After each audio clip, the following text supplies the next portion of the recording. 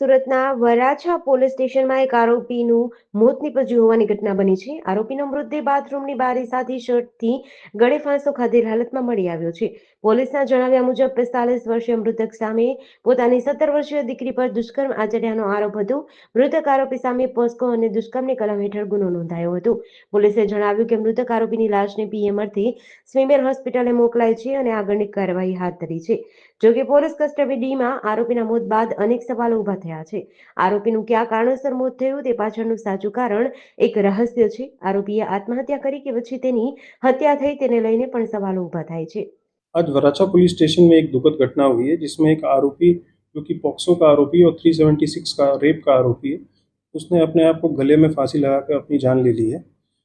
ये आरोपी वराछा का रहने वाला है और इसके ऊपर अपनी बेटी के साथ 376 यानी रेप और पॉक्सो के जो सेक्सुअल ऑफेंस है उसका ये आरोपी है।